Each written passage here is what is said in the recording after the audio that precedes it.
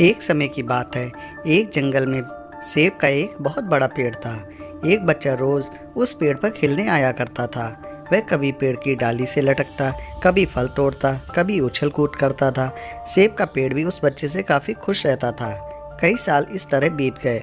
अचानक एक दिन बच्चा कहीं चला गया और फिर लौट के नहीं आया। पेड़ ने उसका काफ़ी इंतज़ार किया पर वह नहीं आया। अब तो पेड़ उदास हो गया था।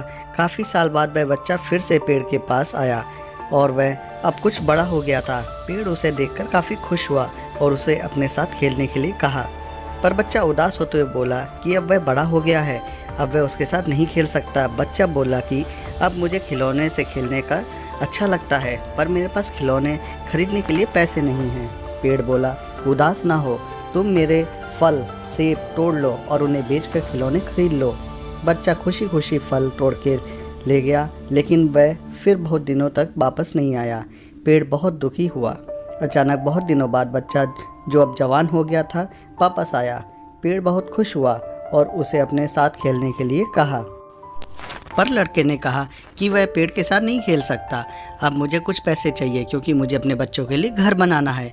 पेड़ बोला, मेरी शाखाएं बहुत मजबूत हैं, तुम इन्हें काट कर ले जाओ और अपना घर बना लो।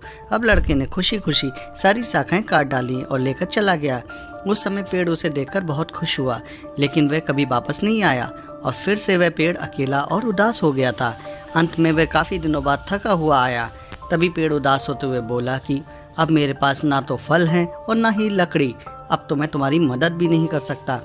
बूढ़ा बोला कि अब उसे कोई सहायता की ज़रूरत नहीं है, बस एक जगह चाहिए जहां वह बाकी ज़िंदगी आराम से गुजार सके।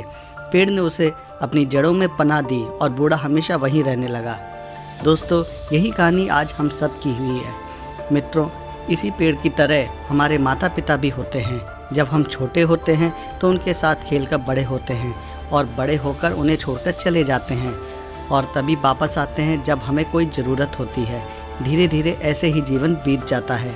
हमें पेड़ रूपी माता पिता की सेवा करनी चाहिए, ना कि सिर्फ उनसे फ़ायदा लेना चाहिए।